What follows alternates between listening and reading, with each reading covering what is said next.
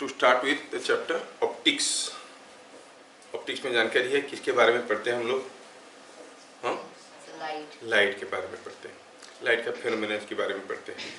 और लाइट क्या है by the way, what it is? It's a form of energy, सही है। और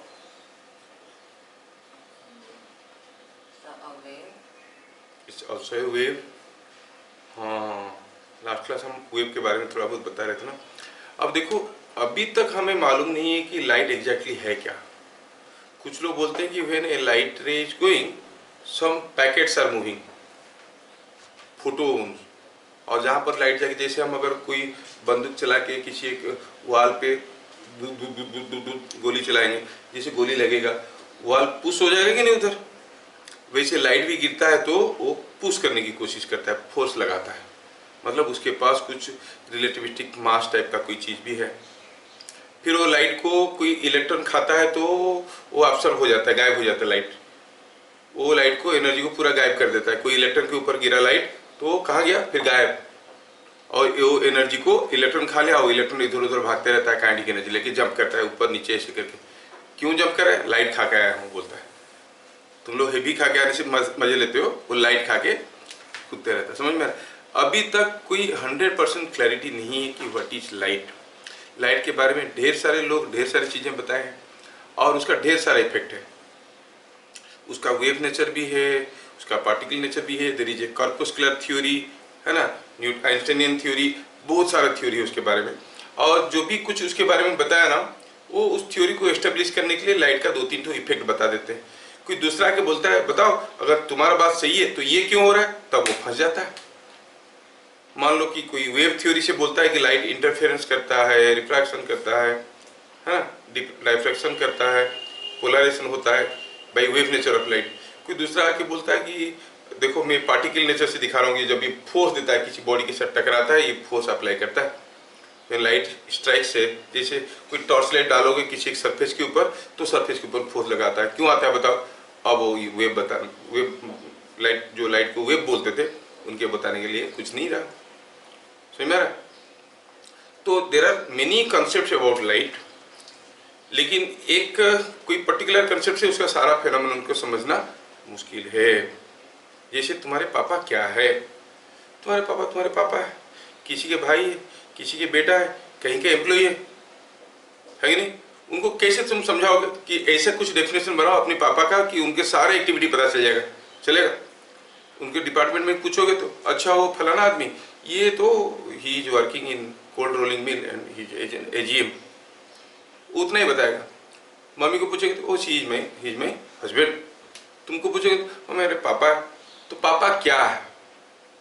नहीं, सबके लिए तो पापा नहीं, सबके लिए वो एम्प्लॉय नहीं है, सबके लिए बॉस नहीं। ऐसे ही लाइट का बहुत सारा इफेक्ट्स है और हमारे स्क्रिप्चर में तो लाइट को भगवान कहा गया। ठीक है, एनीवे, क्या हम लाइट देख सकते हैं? Can we see light? नहीं, लाइट हम देख नहीं सकते।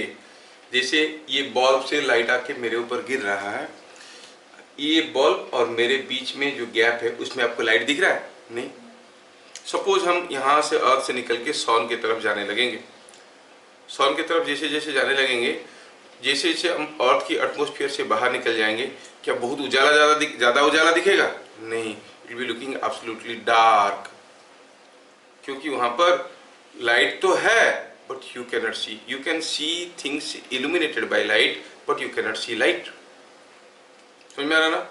अगर आप बहुत ऊपर जाओगे अर्थ की एटमॉस्फेयर से बाहर, मान लो रात की भी, मतलब दिन की भी समय है, तब को आपको लगेगा कि आपको सूरज दिखेगा।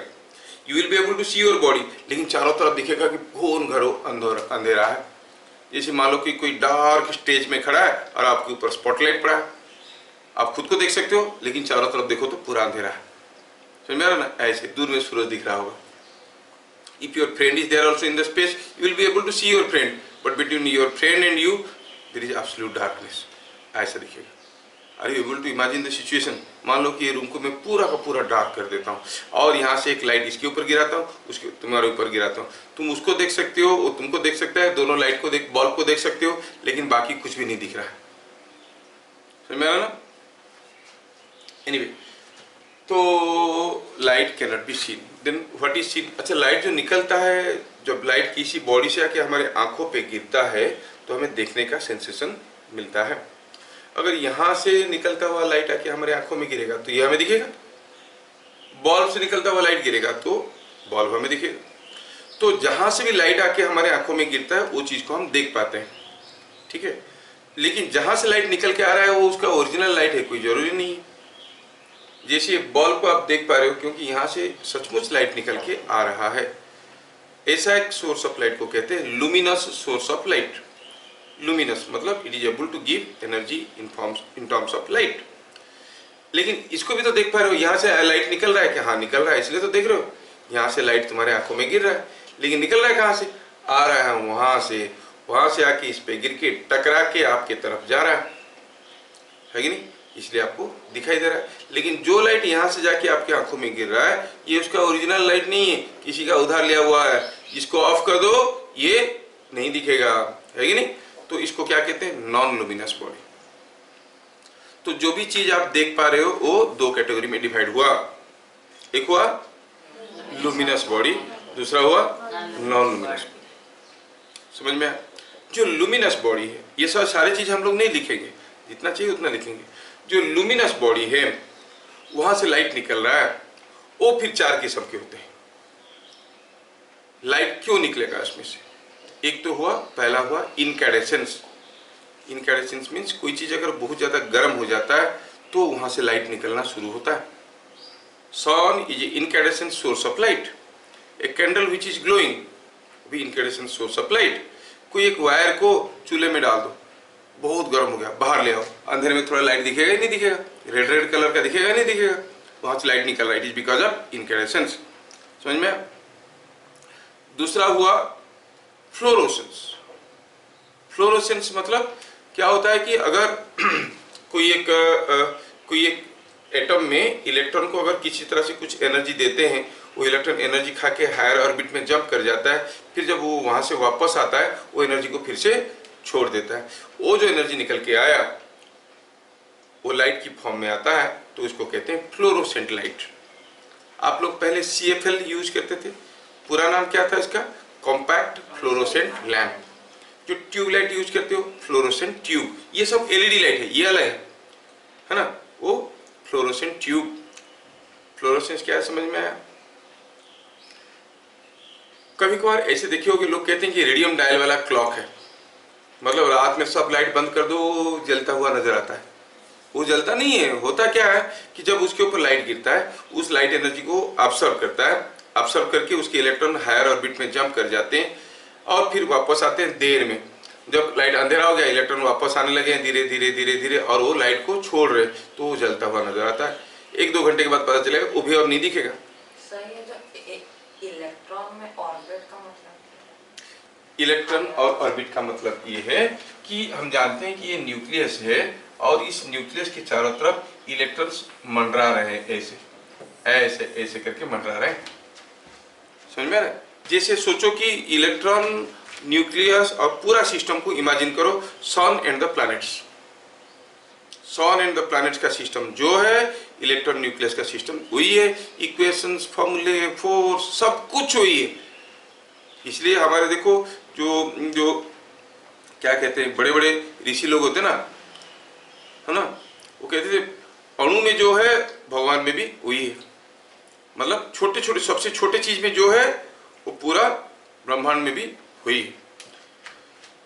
ये जो इलेक्ट्रॉन ऐसे घूम रहे हैं, जैसे मान लो कि आप सोचो कि थोड़ा सा आप इमेजिन कर पाओगे मैं अगर बताऊंगा तो, लेकिन ज़्यादा हम लोग डाइवर्ट नहीं होंगे, लेकिन डाइवर्ट भी होना चाहिए क्योंकि बेसिक्स बन रहा है। तो मान लो कि ये न्यूक्लियस है, सपोज हम कहेंगे कि कोई इलेक्ट्रॉन उसके चारों तरफ घूम रहा है। इतना तो जानते हो क्यों घूम रहा है, क्यों भाग नहीं जा रहा है? क्योंकि इसको खींच के रखा है ना। सोचो कि ये उसको एक इलास्टिक थ्रेड से बांध के रखा। अब समझ में आया? ये ठीक से ये घूम रहा है, इलास्टिक थ्रेड खींचा हुआ है कि अभी जो इलास्टिक थ्रेड से बंधा हुआ है और ये घूम रहा है, जो थ्रेड है वो स्ट्रेच्ड है कि लूज है? ऑब्वियसली स्ट्रेच होगा। और नेचुरल लेंथ जितना होना चाहिए उतना है कि उससे थोड़ा ज्यादा है? थोड़ा ज्यादा है। मान लो कोई इलास्टिक थ्रेड लगा के किसी पत्थर को घुमा रहे हो, घूम रहा है तो थ्रेड जो है थोड़ा सा जितना होना चाहिए लेंथ उससे थोड़ा ज़्यादा स्ट्रेच होकर रहेगा। ऐसे घूम रहा था, किसी तरह से कहाँ से ये इलास्टिक थ्रेड लगा के सोचो पत्थर को आप घुमा रहे हो, जैसे इलेक्ट्रॉन को न्यूक्लियस घुमा रहा है, कोई आया उसको धक्का मुक्का मार दिया।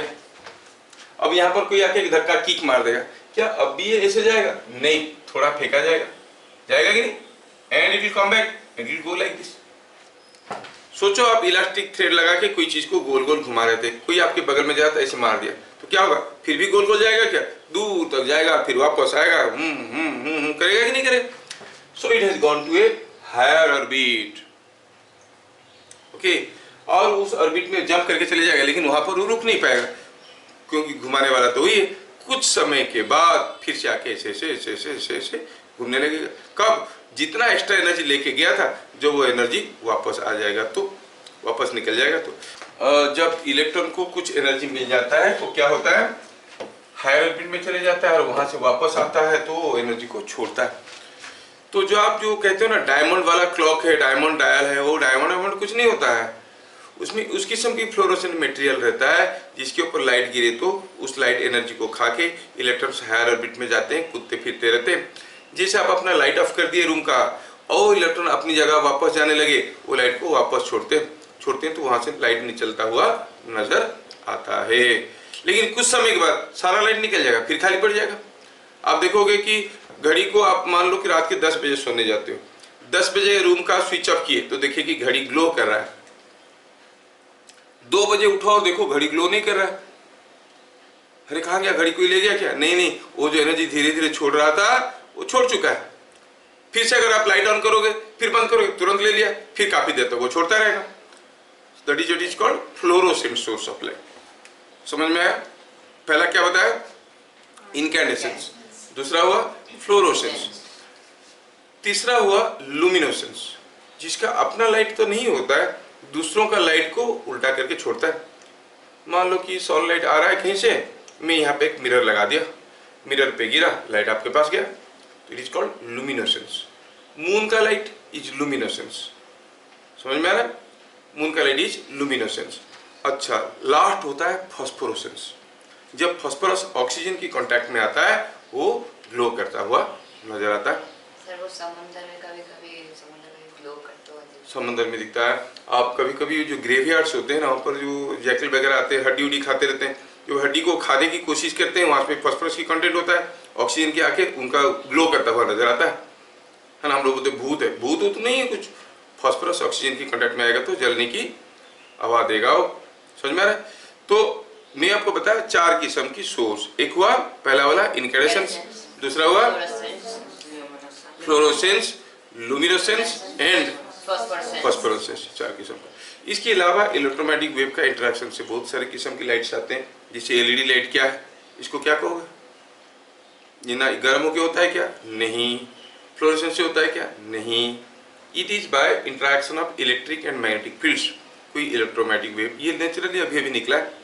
ये जो एलईडी का जो लाइट निकलने का जो तरीका है, ये चारों में से नहीं है। कोई एक इलेक्ट्रिक फील्ड के साथ मैग्नेटिक फील्ड अगर इंटरेक्ट करेगा टाइम के साथ, समय के साथ बदलता हुआ, तो ऑटोमेटिकली इलेक्ट्रोमैग्नेटिक वेव बनेंगे। सोच लो खाली ऐसे, मान लो कि एक चार्ज बॉल है, ये एक मैग्नेट है, मैग्नेट को ऐसे ऐसे करो, बॉल को ऐसे ऐसे करो, चार्ज और मैग्नेट दोनों को ऐसे ऐसे करोगे तो वहां से इलेक्ट्रोमैग्नेटिक वेव निकलना शुरू हो जाएगा, लाइट निकलना शुरू हो जाएगा। खाली आप मैग्नेट को ऐसे ऐसे करोगे और चार्ज को ऐसे ऐसे करो, हाँ सर लाइट निकलेगा, हाँ निकलेगा। अगर पर्टिकुलर फ्रीक्वेंसी का होगा तो लाइट हमें दिखाई देगा, नहीं तो ऑर्डिनरी इलेक्ट्रोमैग्नेटिक वेव बनेगा। बट उतना आसान नहीं है जितना मतलब आपको दिखाई देगा, कोई जरूरी नहीं है, लेकिन इलेक्ट्रोमैग्नेटिक वेव्स तो निकल के आएंगे। तो अभी तक हम लोग क्या देखें? हम कोई चीज को कब दिख पाते हैं? जब वहां से कोई लाइट आके हमारे आंखों में गिरता है ना। दूसरा चीज हुआ, जब कोई बॉडी से लाइट आके हमारे आंखों में गिरता है तो वो बॉडी 2 किस्म का हो सकता है। एक तो है वो लाइट उसका खुद का, दूसरा है वो किसी का उधार लिया हुआ। खुद का है तो उसको क्या कहते हैं? Luminous body. और जिसका खुद का नहीं है, दूसरा का मांग के उधार लेके दे रहा है आपको, non luminous body. Luminous bodies generate light by 4 basic methods. एक तो हुआ इनकैंडेसेंस, फिर fluorescence, phosphorescence and luminescence. Sir but luminescence तो नॉन लुमिनस बॉडी। हाँ, नॉन लुमिनस बॉडी से होता है, लेकिन नॉन लुमिनस बॉडी का इंपोर्टेंस नहीं, इसी का ही लाइट घूम फिर के आ जाता है तो उसको नॉन लुमिनस कहते हैं। जैसे ये पेन आपको देख पा रहे हो, ये नॉन लुमिनस बॉडी है। लेकिन आप मून का लाइट को क्या कहते हैं? कुछ लोग कहते हैं मून का, चांद का लाइट जो है, चांदनी रात बहुत बढ़िया लगता है। चांद का चांदनी है क्या? नहीं, बेकार का उसको क्रेडिट मिल रहा है। सारा रोशनी तो शाम का है जो वहां से वापस आ रहा है। लोग बोलते हैं चांद का चांदनी है। चांद का कोई चांदनी वांदनी कुछ नहीं होता है, ये तो लोगों को लगता है। तो इसलिए काफी बार कहने में कह देते हैं कि ऐसा कोई बॉडी जो इसका अपना लाइट नहीं है, वो लाइट को कहते हैं लुमिनेसेंस। समझ में? अच्छा, नेक्स्ट, हमारे आंखों में कोई चीज गिरा तो हमें दिखाई दिया। और लाइट के बारे में आपको एक छोटा सा चीज तो सबको मालूम होगा कि light moves in a straight line. नहीं, अगर हम कहेंगे कि यहाँ पर कोई एक कैंडल है, ग्लो कर रहा है, और इस कैंडल के सामने मान लो मैं ढेर सारा प्लाई ऐसे रख देता हूँ, और सारे प्लाई में कुछ कुछ होल है। अगर ये होल तीनों एक स्ट्रेट लाइन में रहेंगे तभी जाके मैं कैंडल को देख पाऊंगा। इनमें से कोई अगर थोड़ा सा इधर उधर हो जाएगा तो दिखेगा क्या? नहीं दिखेगा। मतलब इससे पता चलता है कि light moves in a straight line. और ये हमारा ब्रेन भी एक्सेप्ट कर चुका है लॉजिकली, सबको बताने की जरूरत नहीं, लेकिन हम जानते हैं। मान लो कि मुझे वो बोतल का लाइट, बोतल पे जो लाइट निकल के आ रहा है बोतल से, वो मेरे आंखों में गिर रहा है, तो मैं तुरंत कहूंगा लाइट इधर से आ रहा है तो बोतल इधर है कि नहीं? लाइट इधर से आ रहा है तो बोतल इधर है कहना इतना आसान नहीं है, लेकिन हम ये कन्विंस हो चुके हैं कि लाइट अगर इधर से आ रहा है तो पक्का इधर से ही सोर्स है कि नहीं? बहुत एक डार्क अंधेरा रूम है, किसी भी एक कोने में एक एलईडी लाइट ग्लो कर रहा है, उसका लाइट अगर आपकी आंखों में गिर रहा है, क्या आप उसको पकड़ नहीं सकते? कितना भी अंधेरा रूम हो उसमें क्या फर्क पड़ता है, क्योंकि लाइट जहां से आ रहा है वहीं पे ही तो चीज है, आप सीधे उसके पास पहुंच जाओगे, है ना? अब सोचो कि हमारे आंखें जो कि बहुत ही ताकतवर है, वो क्या करते हैं? जैसे ये पेन को मैं देख रहा हूं तो यहां से लाइट आके मेरे आंख में गिर रहा है, ठीक है? तो ये आंख क्या बोल रहा है? पेन इधर है।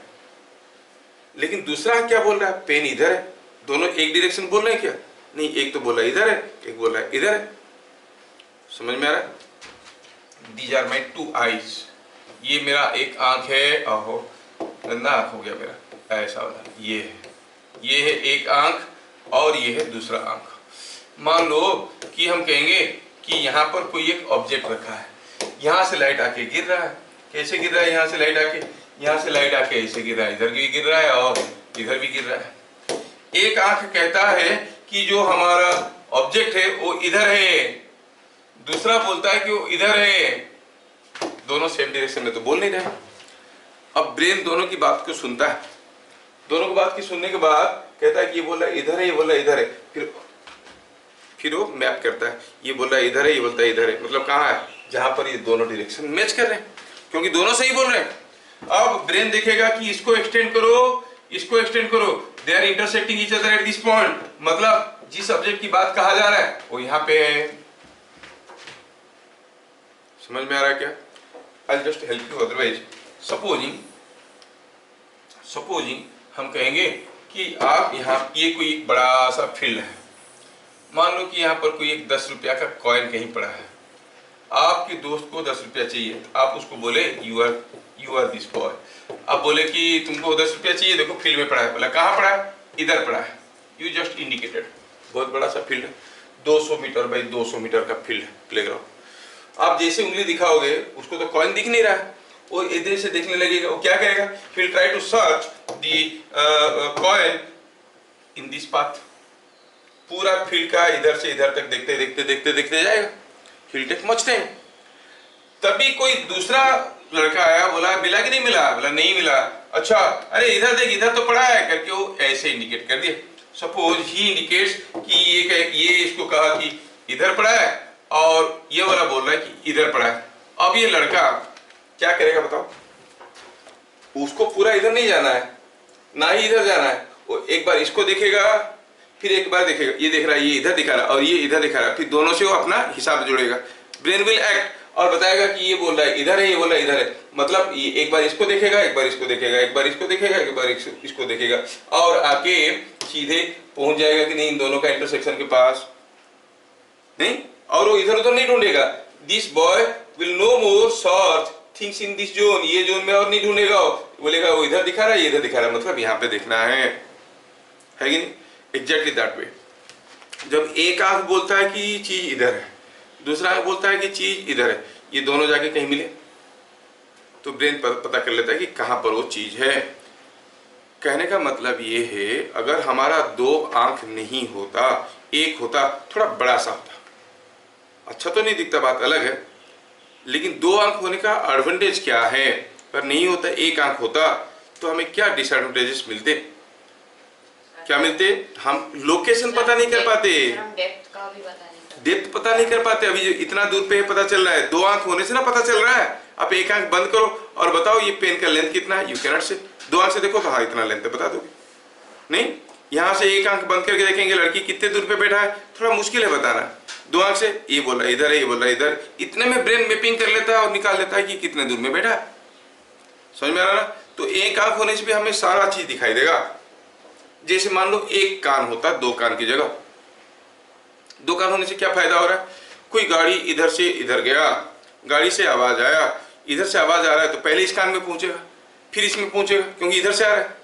उतने में ब्रेन पता कर लेता है, इसको पहले सुनाई दिया, कितना फ्रैक्शन ऑफ सेकंड का गैप होगा, फिर इसको सुनाई दिया, इसमें ही पता कर लेता है कि गाड़ी इधर से आया, इधर गया, कि लोड गया रास्ते से। और कुछ देर के बाद ये कान को जल्दी सुनाई दे रहा है, ये देर में सुनाई दे रहा है, तो गाड़ी इधर गया है। उतने में ब्रेन काम कर लेता है। समझ में आ रहा है क्या? मान लो एक कान बंद है, गाड़ी इधर से आया, इधर से, आवाज तो इधर से ही जाना है, तो वो बता पाएगा क्या गाड़ी किधर से आया? गाड़ी का आवाज सुनाई देगा, लेकिन इसको ये नहीं पता चलेगा गाड़ी इधर से आके इधर गया कि इधर से आके इधर गया। मान लो कि रूम को पूरा सील कर देते हैं, एक खिड़की खुला है, उधर कोई क्रैकर ग्रो करेगा, बर्न करेगा, बूम करके आवाज आएगा, लेकिन इधर से आवाज नहीं आएगा, घूम के इधर आएगा। सुनने वाले को क्या लगेगा? इधर कोई क्रैकर जला रहा है, खुल के देखा तो उधर जला रहा है, आवाज घूम के इधर से आ रहा है। तकलीफ होगा कि नहीं होगा? Exactly the same thing will get with single I. So advantage of two eyes is you are able to see the depth, dimension, size, shape, कितने दूर पे है, साइज, शेप, सब कुछ उससे पता चलता है। दो आंख होने से, दो से ज्यादा होने से भी अच्छा पता चलता है। नहीं, भगवान शिव के तो तीन है, मतलब वो बढ़िया से देख पा रहे हो, अच्छा ये तो ऐसा है। हम लोग इतना देखते हैं, है कि नहीं? दुआ करो कि तुम लोग की भी तीसरी आंख निकल के आ जाए सामने, अच्छा लगेगा। बासु घर वाले भगाते हैं, क्या हुआ, गया था कि इधर तीसरी आंख खुल गया इसका। तो समझ में आया, बड़ी advantage of having a single eye और डबल आई। अच्छा, लाइट दिख सकते हैं कि नहीं देख सकते हैं? But we can see things illuminated by light. अच्छा, लाइट हम देख नहीं सकते, light moves in straight line. Light का कलर ढेर सारे होते हैं, तो when will talk about wave nature of light, उसमें उसका कलर, फ्रीक्वेंसी, वेवलेंथ, इसके बारे में बात करेंगे। अभी in general we are talking about light. Chapter का नाम है रे ऑप्टिक्स और ज्योमेट्रिकल ऑप्टिक्स। वैसे ऑप्टिक्स दो पार्ट में आता है, एक आता है वेव ऑप्टिक्स, एक होता है रे ऑप्टिक्स। ठीक है, तो वेव ऑप्टिक्स में वेव नेचर को एनालिसिस करते हैं। ये रे ऑप्टिक्स में क्या होता है कि लाइट का रिलेटेड जो रिफ्लेक्शन वगैरह जो फेनोमेनन आप सुने हो, वो सारा फेनोमेनन को हम लोग समझते हैं, बट यूजिंग दिस, क्या बताओ, रे डायग्राम खाली उससे निकल सकता है, ज्योमेट्रिकली चीजें निकल सकते हैं। Now you tell me something about shadow. Shadow क्या है? शैडो क्या है सबको मालूम है? नहीं, शैडो क्या है? जैसे हम कहेंगे कि मान लो कि हियर इज ए ग्राउंड, और यहाँ पर मान लो कि कोई एक आदमी ऐसे खड़ा है और पता चला यहाँ पर कोई एक लाइट ग्लो कर रहा है, तो लाइट तो हर तरफ जा रहा है। अगर ये नहीं होता तो यहाँ पर भी इल्यूमिनेशन होता, लेकिन ये आदमी होने के कारण लाइट नहीं जा पा रहा है। क्यों? Light is not able to pass through his body because his body is opaque. Opaque का अपोजिट क्या होता है? ट्रांसपेरेंट। बीचों बीच क्या होता है? Opaque, translucent. ये सब आप जानते हो? अच्छा फाइन, ये सब जानते हो। तो ये जो लाइट आया, इधर से जो लाइट आया वो यहाँ पे नहीं पहुंच पाया, ये नहीं होता तो पहुंचता, तो इसका हेड का शेडो यहाँ पे आया नहीं, और ये बॉडी का शेडो भी कुछ ऐसे ही आया, फ्लैट करके दिखेगा जमीन पे। ये मत सोचो कि शेडो उठ के रहेगा, उठ के रहेगा क्या? जमीन पे पैर आएगा नहीं, तो इसका शेडो ये जोन में आया। तो शेडो क्या हो गया? It is the zone in which no light reaches because of an object in front between source and the screen. ये हो गया स्क्रीन जहाँ पे हम शेडो ले रहे हैं, और ये हो गया सोर्स। इन दोनों के बीच में अगर ऑब्जेक्ट आ गया तो जो डार्कनेस जोन आएगा, फिर light is not able to reach, is called shadow. ये जो शेडो है, ये शेडो को हम कैटेगराइज करेंगे, अम्ब्रा, पेनम्ब्रा, ऐसे करके पढ़ेंगे इसके बारे में, ठीक है। तो शेडो क्या हो गया? शेडो हो गया the zone on a screen where light is not able to reach because of an object between source and screen. Shadow कब बड़ा होगा, कब छोटा होगा, आपको पता चलता है। मान लो कि ये हम कहेंगे कि एक स्क्रीन है, कौन सा केस में will get A bigger shadow? चलो अब बताना। मान लो कि यहाँ पे कोई एक लाइट सोर्स है, ठीक है, here is a light source, और आप यहाँ पे खड़े हो और यहाँ पे आपका शेडो गिर रहा है। कौन सा केस में bigger shadow will be seen on the screen? Just imagine करो, बिगर शेडो, ये जो चीज है, जब वो यहाँ पे होगा या फिर यहाँ पे होगा, कौन सा केस में? केस 1 में और केस 2 में shadow will be bigger on the screen. Case 1 में कि केस 2 में?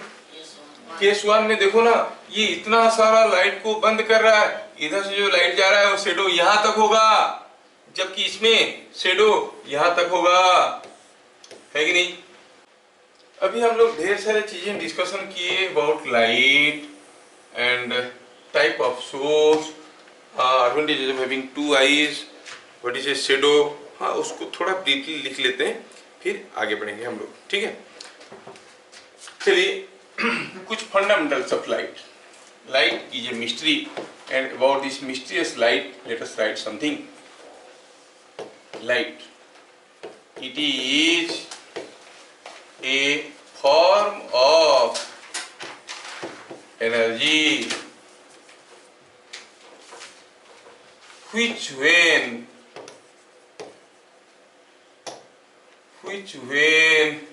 reaches our eye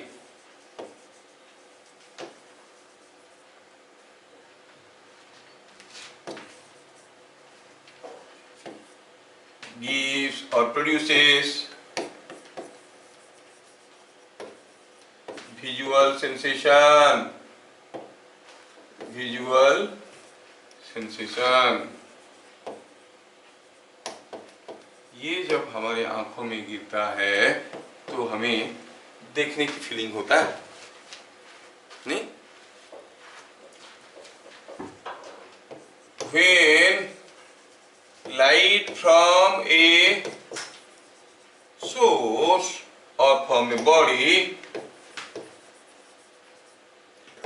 reaches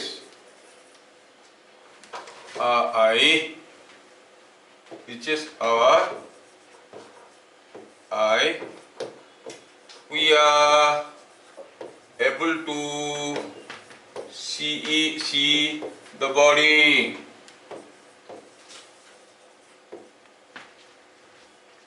कोई बॉडी से आता हुआ लाइट हमारे आंखों में पहुंचेगा तो उस बॉडी को हम देख पाएंगे। If the light from the body is the own light of the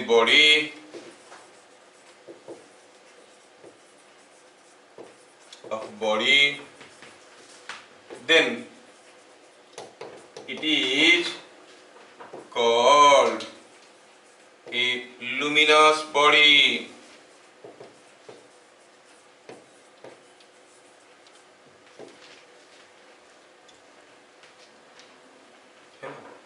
It is called a luminous body, otherwise the body is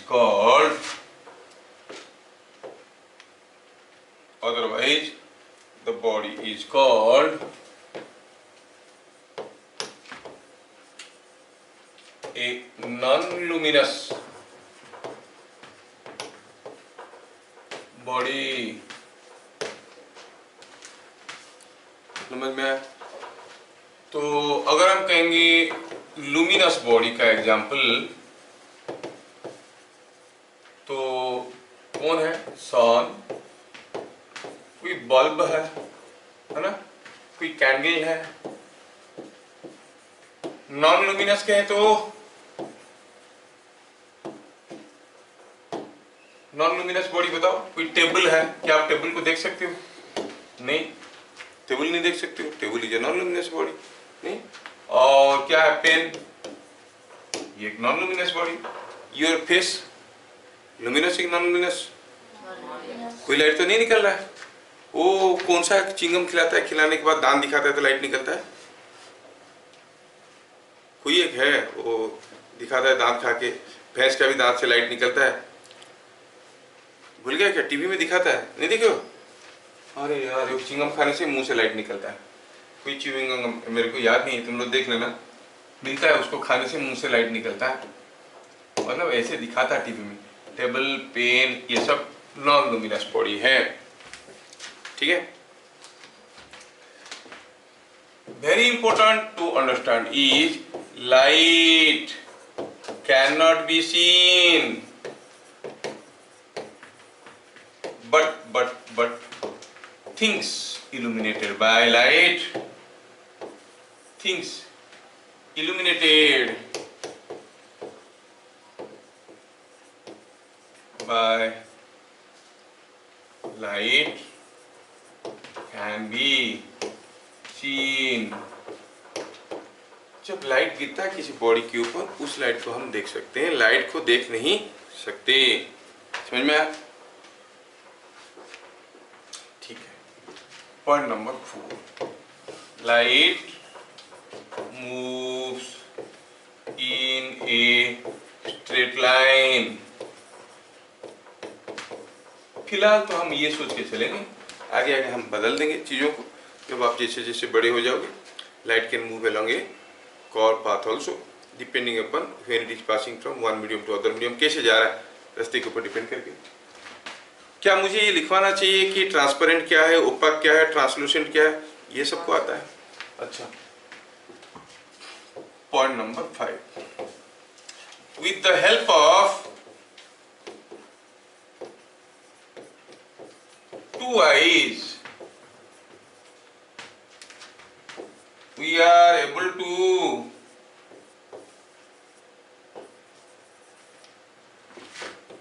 correctly recognize the position, shape and size of a body। मतलब एक आंख होता तो बस सब कुछ दिखता लोग, लेकिन हमको काना बोलते है कि नहीं? 2 आंख होने से हम सारी चीज प्रॉपरली देख पाते हैं।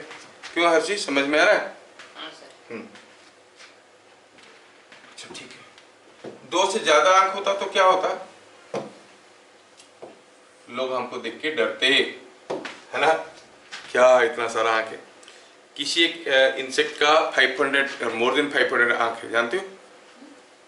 मक्खी का कितना आंख है जानते हो? It is in some thousands. जो गोल गोल दिखता है वो एक आंख नहीं है, उसके अंदर बहुत सारे कैविटी है और बहुत सारे आंख है। बायोलॉजी में पढ़ो, ठीक है ना? ऐसा। अच्छा, तो ये हम लोग देखे लाइट के बारे में। चलिए, next is what is shadow.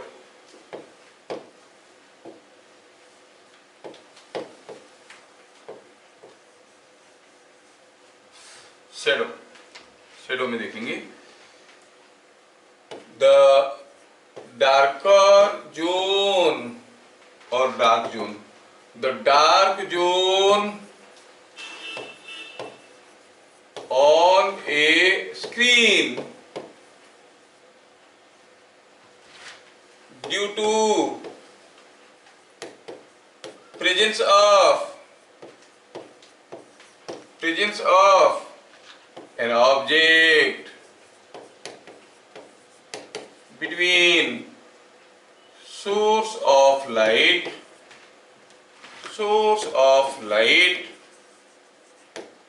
and screen is called a shadow.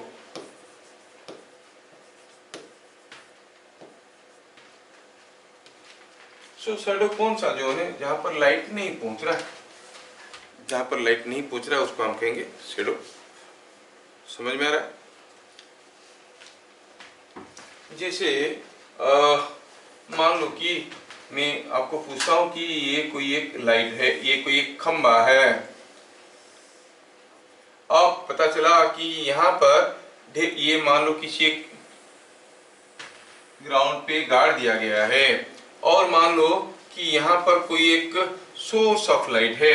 चलिए मानते हैं ये एक सोर्स ऑफ लाइट है, ये एक सोर्स ऑफ लाइट है। यहाँ पर कोई एक बल्ब लगा हुआ है, ठीक है, ये कोई एक बल्ब है। अब ये बल्ब ग्लो कर रहा है। तो आपको कोई पूछेगा कि ये जो आपको खंबा दिख रहा है, ये खंबा को थोड़ा बढ़िया से बनाए, खंबा को बढ़िया से बनाया जाए। ये जो खंबा है, ये खंबा का शेडो ड्रॉ करके दिखाओ। तो खंबा का शेडो कहाँ से स्टार्ट होगा? यहाँ से स्टार्ट होगा। और कैसे ड्रॉ करोगे आप?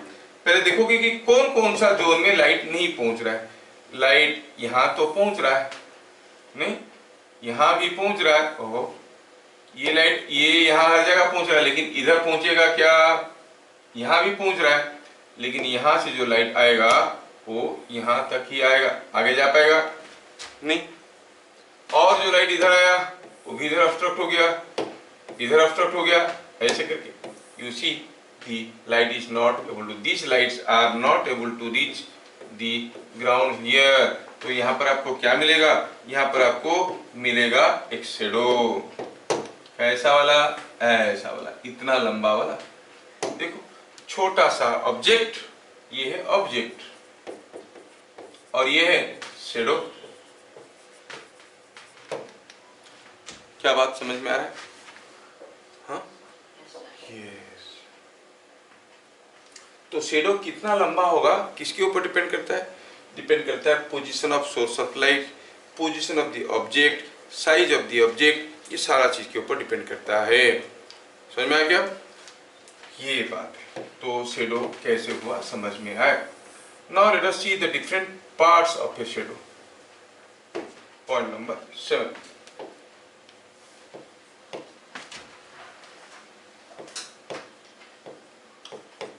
The darker zone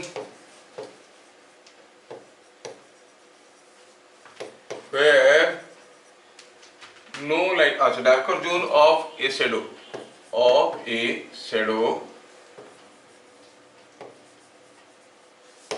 where no light is reaching is called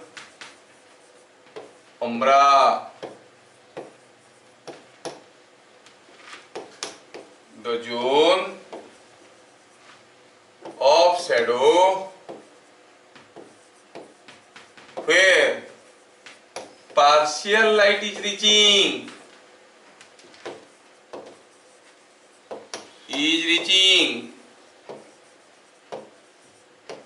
is called penumbra।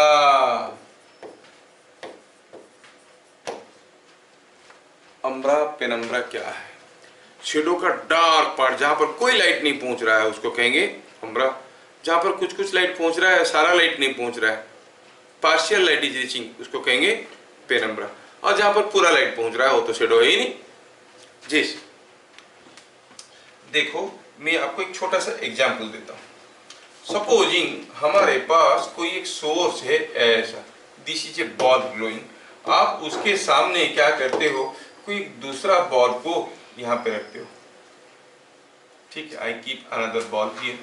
एक सोर्स के सामने दूसरा ये ऑब्जेक्ट रखा गया है। ये क्या है? सोर्स। ये क्या है? Object, opaque object. चलिए, ये ओपाक ऑब्जेक्ट है, मतलब ऐसा ओपाक ऑब्जेक्ट है। ये है ओपाक ऑब्जेक्ट, ये है सोर्स। अब मान लो कि हम इसके सामने हम क्या करते हैं कि यहाँ पे कोई एक स्क्रीन रख देते हैं। Let me keep a screen somewhere here, this is what is a screen. क्या बात समझ में आ रहा है? अब मैं देखना चाहता हूं कि शेडो कैसे दिखेगा। ठीक है, ठीक है, शेडो कैसे दिखेगा जानने के लिए मैं ये बता रहा हूँ। ऑब्जेक्ट है, ये स्क्रीन है, और थोड़ा बड़ा कर देते तो शायद फिगर भी बढ़िया होता। एनीवे थोड़ा कोशिश करते हैं, बड़ा कर देते हैं। ये चलो अब ठीक है, ये है सोर्स, ये हुआ ऑब्जेक्ट, ये हुआ सोर्स, सोर्स इधर रखो, ये हुआ ऑब्जेक्ट तो इधर रखो। अच्छा, और ये हो गया हमारा स्क्रीन। अब देखिए मैं देख रहा हूं कि जो सोर्स है इसकी हर जगह से लाइट निकल रहा है, हर जगह से लाइट निकल रहा है। अच्छा, तो यहां से भी लाइट निकल रहा है, यहां से भी लाइट निकल रहा है, हर जगह से लाइट निकल रहा है, ये हर पॉइंट से लाइट निकल रहा है। लेकिन सोचो तो यहां से निकलता हुआ लाइट तो यहां तक ही पहुंच सकता है, इससे नीचे पहुंच सकता है क्या? नहीं पहुंच सकता।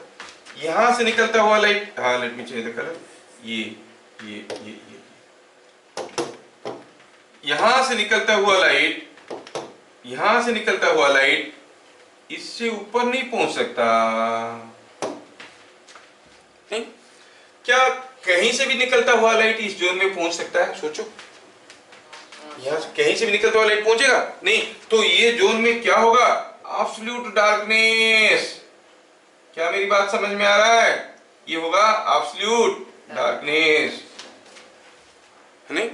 अच्छा, एब्सोल्यूट डार्कनेस होगा तो ठीक है, मैं आपको समझाने के लिए इसे बनाता हूँ। एब्सोल्यूट डार्कनेस होगा तो मैं इसको किया ऐसे, ये एब्सोल्यूट डार्कनेस, समझ में आ रहा है? लेकिन सोचो ये जोन पे यहाँ इस पॉइंट पे, ये पॉइंट पे ये लाइट पहुंच रहा है, ये पॉइंट पे ये लाइट पहुंच रहा है, ये पॉइंट पे ये जो पॉइंट है यहाँ पे क्या ये लाइट पहुंच सकता है नीचे का? ये लाइट यहाँ पे पहुंच सकता है? नहीं। अगर ये नहीं होता तो ये लाइट भी पहुंचता, ये लाइट भी पहुंचते, लेकिन अभी ये लाइट ही पहुंच रहा है, ये लाइट तो पहुंच नहीं पा रहा।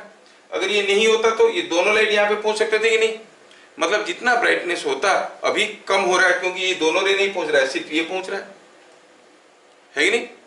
अच्छा, सोचो थोड़ा, ये थोड़ा फिगर में इसको इमेजिन करना बहुत जरूरी है, नहीं तो आप न्यूमेरिकल्स करने में थोड़ा दिक्कत होगा। सोचो यहां से निकलता हुआ कोई लाइट ऐसे गया, थोड़ा मैं ऐसे करता हूं, ट्राई टू अंडरस्टैंड। ओके, अब ये स्क्रीन को थोड़ा और लंबा कर दिया जाए भाई साहब, चलो, हाँ ये हो गया। अब देखो तो यहां से निकलता हुआ लाइट यहाँ पे तो पहुंच सकता है, इससे नीचे आ सकता है क्या? मतलब ये जोन में ये वाला लाइट अवेलेबल नहीं है। अच्छा, इसके लिए लाइट सोचो, है ना? इसका मतलब यहां से यहां तक का जोन में ये वाला लाइट अवेलेबल नहीं है, और बी वाला लाइट यहां से यहां तक का जोन में अवेलेबल नहीं है, ये वाला जोन में अवेलेबल नहीं है, और यहाँ पर दोनों अवेलेबल नहीं है, और यहाँ पर सिर्फ ए अवेलेबल है, बी अवेलेबल नहीं है, और इससे ऊपर तो दोनों अवेलेबल है, ये भी है, ये भी है, इससे नीचे दोनों अवेलेबल है। Now what conclusion you get? This is the zone where no light is reaching. ये जोन में कौन सा लाइट पहुंच रहा है? ए और बी। A is reaching. ये जोन में बी इज रीचिंग। मतलब these are the zones of partial illumination. This is the ये absolute darkness। समझ में आ रहा है क्या? तो इसको अगर हम सामने से देखेंगे तो भैया कैसे दिखेगा? कैसे दिखेगा? सारा कुछ को लिखेंगे, अननेसेसरी लंबा हो जाएगा, चीजों को समझने की कोशिश करो। अभी अगर मान लो कि कपड़ा का स्क्रीन था, पीछे से देख रहे हो, क्या दिखेगा? एक दिखेगा गोल ऐसा डार्क, दिखेगा नहीं? This will be something absolutely dark। ये पूरा absolutely dark दिखेगा।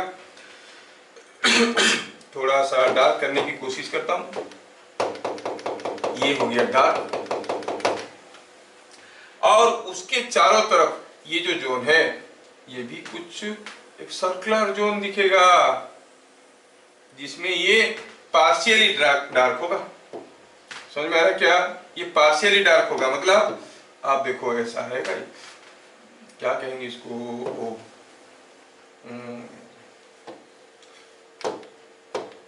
ये जोन क्या मालूम दोनों आपको बराबर दिख रहा है, इसमें कोई डिफरेंस आ ही नहीं रहा। मैं क्या करूं, light is not able to catch. तो ये एब्सोल्युटली डार्क रहेगा, ये पार्शियली डार्क रहेगा। पार्शियल डार्क रहेगा तो थोड़ा सा इसको ऐसे कर सकते हैं, यस ये पार्शियली डार्क रहेगा।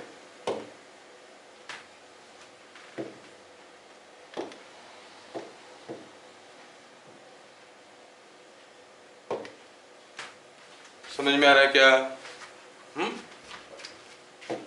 क्या मैं बहुत कोशिश कर रहा हूं आपको समझाने के लिए, क्या मैं समझा पा रहा हूं?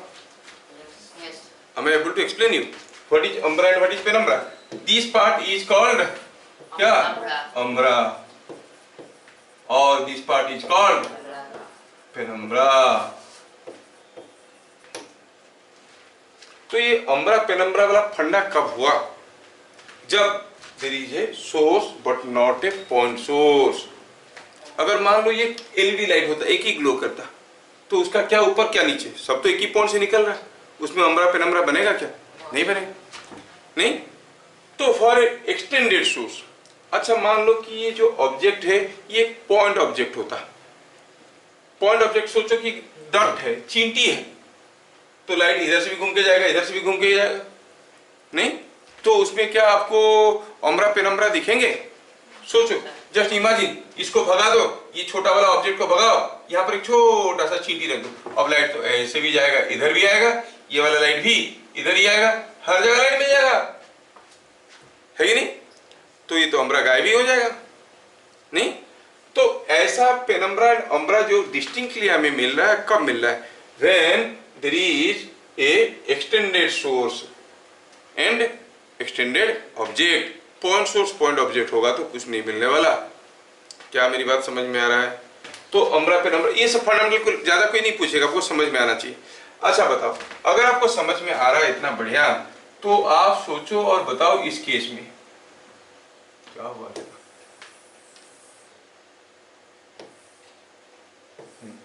इस केस में बताओ, अगर मैं ये जो ऑब्जेक्ट है इसको धीरे धीरे मैं सोर्स की तरफ लाता हूं, कौन बढ़ेगा? अम्बरा बढ़ेगा, पेनम्बरा बढ़ेगा, कौन किसका साइज बढ़ेगा? इसको पास लाओ तो क्या हो जाएगा? अम्बरा बढ़ेगा। सोचो सोचो, मैं कोशिश करके दिखाता हूँ आपको। ये हो गया, इसको खींचो, इधर लाओ, ले आया, ये आया, थोड़ा इधर ले आया। और अम्बरा कौन सा होता था? जहां पर कोई भी लाइट नहीं पहुंच रहा है, कौन सा? यहां से जो जोन है। अब देखो तो जोन कैसा हो गया आपका?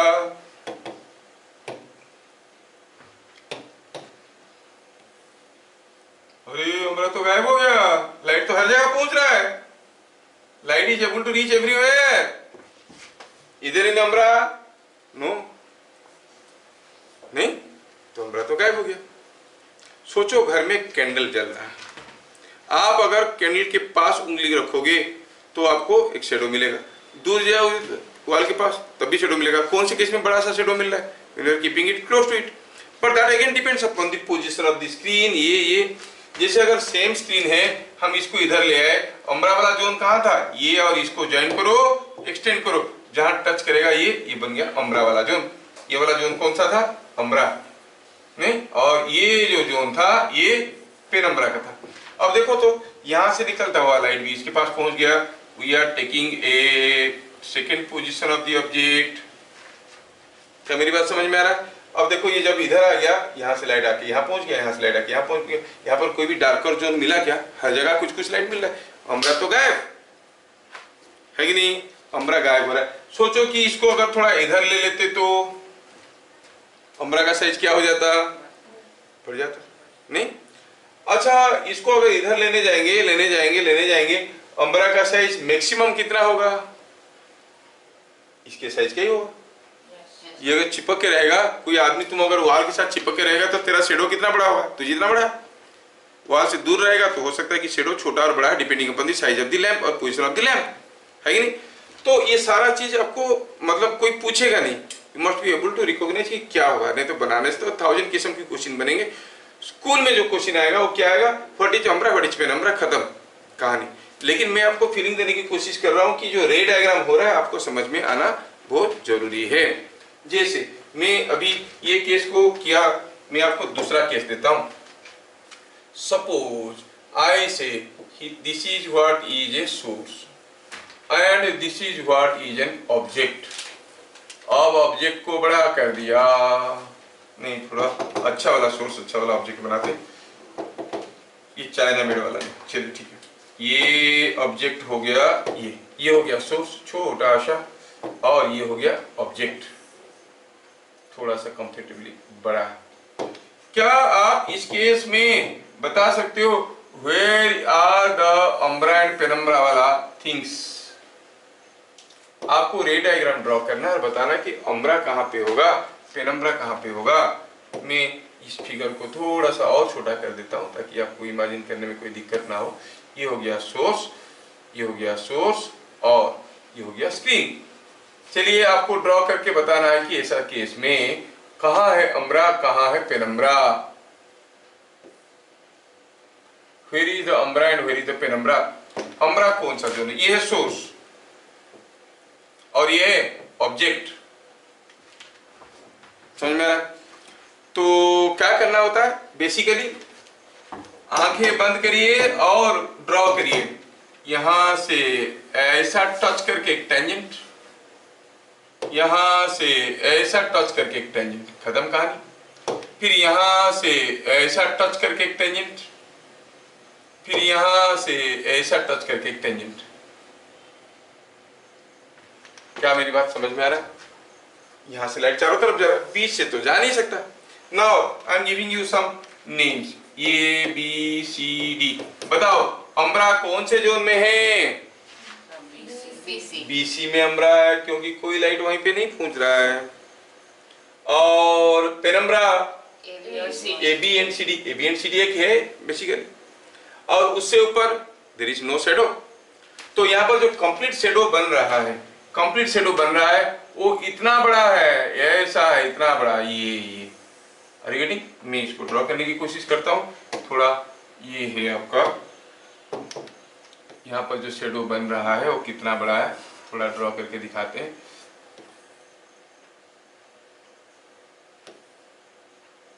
यहाँ पर जो शेडो बन रहा है वो इतना बड़ा है, जिसका इतना हिस्सा डार्क है। क्या मेरी बात समझ में आ रहा है? ये वाला हिस्सा है डार्क, ये हो गया अम्ब्रा, और ये वाला हिस्सा हो गया पेनम्ब्रा। नहीं, यस। स्क्रीन को अगर पास लाएंगे, इन दोनों को फिक्स रखेंगे, स्क्रीन को पास लाएंगे, अम्ब्रा बढ़ेगा कि घटेगा? सोचो, स्क्रीन यहां पर था, इसको उठाया और ले आया पास, स्क्रीन को उठा के यहां पे ले आया। देखो तो अम्ब्रा का साइज बढ़ा कि घटा? तो पहले इतना बड़ा होता था, अब इतना बड़ा हो गया, घट गया। पेनम्ब्रा वो भी घट गया, शेडो का साइज घट गया। दूर ले लेंगे तो अम्ब्रा भी बढ़ेगा, पेनम्ब्रा भी बढ़ेगा। ओ ऐसे करके कुछ भी आपको अंग चीजें पूछ सकते हैं। क्या मेरी बात समझ में आ रहा है? हाँ, अच्छा, ये केस भी समझ में आया। ये था छोटा सा सोर्स, बड़ा सा।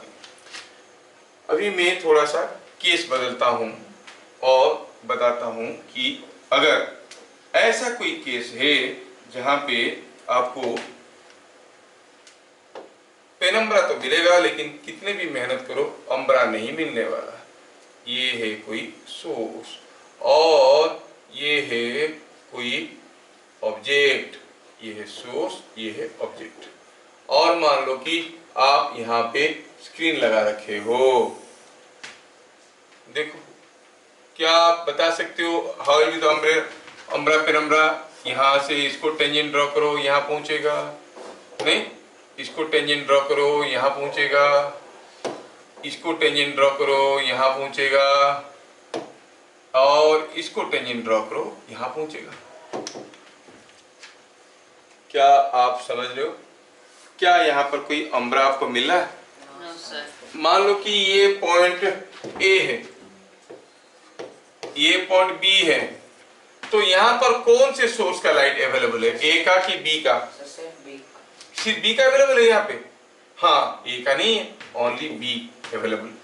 यहाँ पे कौन अवेलेबल है? सिर्फ ए का। ए का। यहाँ पे दोनों है, ए बी है और बी भी है, A and B both are available. मतलब इन तीनों जोन में से ये ज्यादा ब्राइट रहेगा, सेंट्रल वाला ज्यादा ब्राइट रहेगा और ये चारों तरफ शेडो रहेगा। उसका कोई नाम नहीं है, खाली डार्क होगा तो अम्ब्रा और पेरिफेरल को पेनम्ब्रा करते हैं। तो यहाँ पर हम देख रहे हैं कि ये जो पेनम्ब्रा वाला जोन तो दिख रहा है पार्शियल लाइट, यहाँ पर तो दोनों लाइट आ रहा है, both the lights are reaching here, there will be absolute illumination, उसके चारों तरफ एक शेडो आएगा। समझ में आ रहा ना? तो शेडो का भी रंग रूप बहुत सारे किस्म की हो सकते हैं। तो यहाँ पर अगर आपको पूछा जाएगा बताओ कौन सा है पेनम्ब्रा, तो आप कहोगे ये है penumbra, this zone is penumbra. क्या आपको लूनर एक्लिप्स, सोलर एक्लिप्स के बारे में मालूम है? Yes sir. That is because of shadow only. Sir मैंने वहीं पर ये जो वर्ड्स पहले बार सुना था पेनम्ब्रा। अभी मैं बोल रहा हूँ कि अगर मान लो कि सन और मून के बीच में अर्थ आ गया तो इसका शेडो इस पे आ गया, तो दिखेगा नहीं। अर्थ का शेडो इस पे आ रहा है तो धीरे धीरे धीरे धीरे ये बंद हो जाएगा। नहीं, अर्थ का शेडो आ गया इस पे तो यहाँ से लाइट नहीं आएगा वापस। लूनर एक्लिप्स ज्यादा डिफिकल्ट नहीं होता है, स्कूल में सोलर एक्लिप्स होता है तो बड़ा खतरनाक होता है कि नहीं होता है? क्या होता है तब? किसके किसके बीच में होता है? मून सन के बीच में। अर्थ और सन के बीच में होता है मून। वो बड़ा डेंजरस क्यों होता है? क्योंकि सन से आता हुआ लाइट हमारे पास पहुंचता नहीं है। सन से सिर्फ लाइट हमारे पास पहुंचता है क्या? बहुत सारे किस्म की इलेक्ट्रोमैग्नेटिक वेव्स पहुंचते हैं, अल्ट्रावायलेट रे पहुंचते हैं, इंफ्रारेड रे पहुंचते हैं, है कि नहीं? और वो नहीं आएगा तो तुरंत क्या होता है, डिफरेंट किस्म की जो है वो फंगस टाइप के बहुत सारे किस्म की क्रिएचर्स क्रिएट हो जाएंगे एटमॉस्फेयर में। समझ में आ रहा है?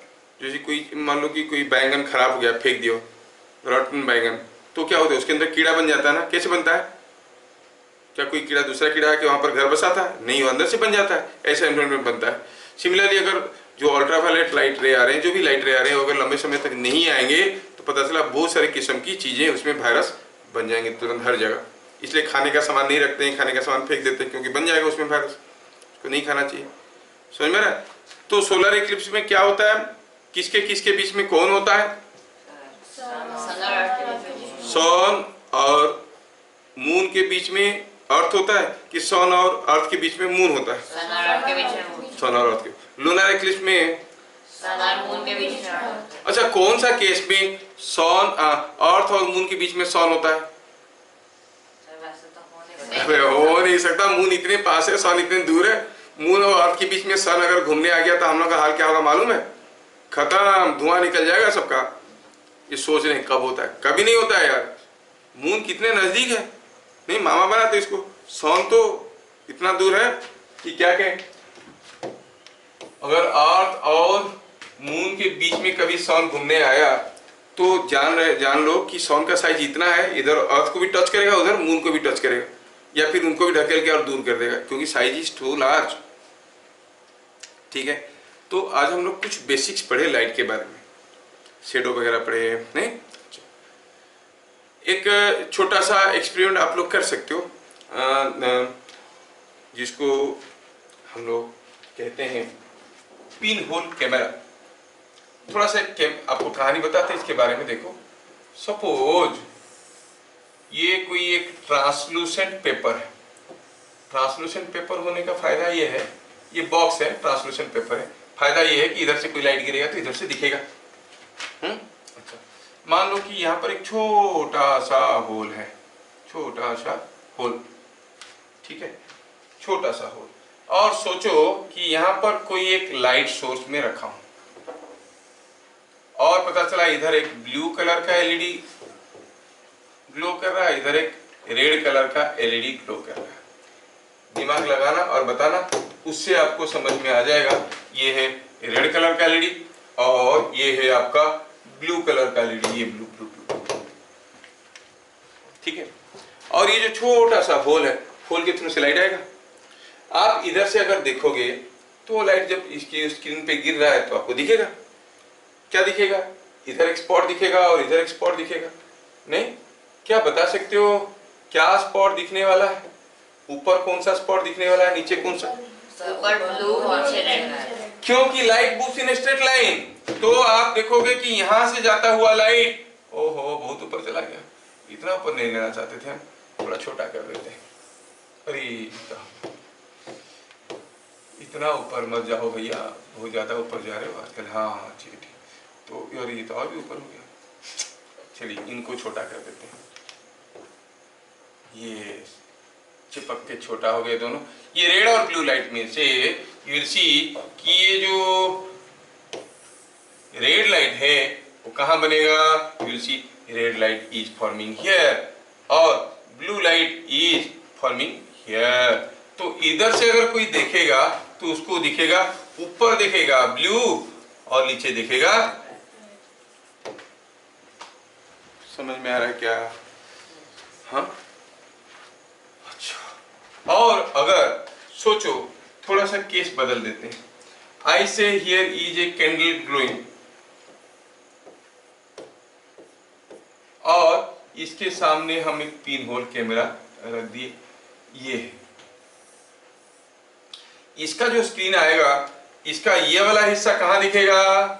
ये यहाँ दिखेगा और ये वाला हिस्सा यहाँ दिखेगा। दिखेगा नहीं दिखेगा? तो आपको दिखेगा कैसे? ये दिखेगा कुछ ऐसा और बड़ा भी दिखेगा। अगर ये जो स्क्रीन है इसको पास ले आते हैं तो छोटा दिखेगा नहीं, और ये स्क्रीन को अगर इससे दूर ले लेते तो बड़ा दिखेगा। मतलब छोटा बड़ा भी कर सकते हैं। अगर यहाँ पे कोई फोटोग्राफिक प्लेट रखेंगे, फोटोग्राफिक प्लेट किसको कहते हैं? जिसपे लाइट गिरा तो तुरंत इस जगह को ये करके नेगेटिव बना देता है। समझ में आ रहा ना? तो ये जो फोटोग्राफिक प्लेट है वो केमिकल रिएक्शन हो जाता है प्लेट के ऊपर। डार्क रूम में इसलिए फोटोग्राफिक प्लेट को धोते हैं। उसमें लाइट गिरा तो वो जगह केमिकल इफेक्ट से वो जगह सॉलिड हो जाता है, उसके थ्रू से लाइट नहीं जा पाता, ट्रांसपेरेंट हो जाता है, उससे नेगेटिव फोटो बनाते हैं। ठीक है। अब देखो ये जो फोटोग्राफिक प्लेट रखेंगे, मान लो ये पूरा ओपाक, इधर एक होल है तो तुरंत उसका फोटो यहाँ पर बन सकता है। इसको कहते हैं पिन होल कैमरा। सबसे पहला कैमरा ये निकला था जिसमें इन्वर्टेड फोटो आ रहा था, उल्टा फोटो। और मैग्नीफाई करना है या डिमिनिश करना है, उसके लिए क्या करना होता था? ये जो डिस्टेंस है, डिस्टेंस को कम या ज्यादा करो। सोचो कि मैं कुछ ऐसा करता हूं, सोचो कि ये जो चीज है इसको मैं थोड़ा ऐसा कर देता हूं। ठीक है। अब ये जो चीज है दूसरी वाली, now this whole thing can slide on it. ये पूरा चीज यहाँ पर स्लाइड कर सकते हो, तो पास ला सकते हैं, दूर ले सकते हैं। नहीं, पास ला सकते हैं या दूर ले सकते हैं। यहाँ पर रखेंगे तो ये जो दिखेगा वो ऐसा दिखेगा, दूर ले लेंगे तो थोड़ा बड़ा दिखेगा।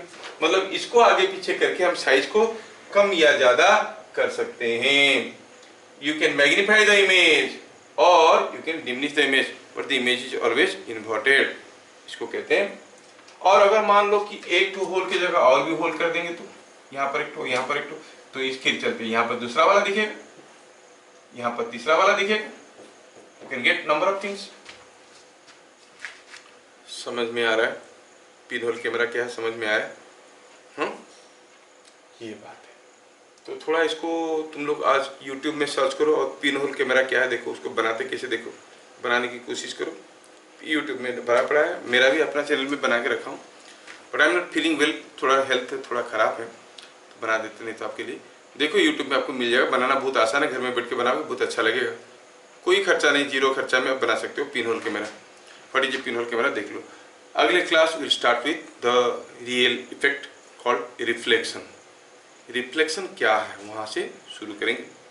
ठीक है, फिर मिलेंगे अगले क्लास, तब तक के लिए जय हिंद। जय हिंद।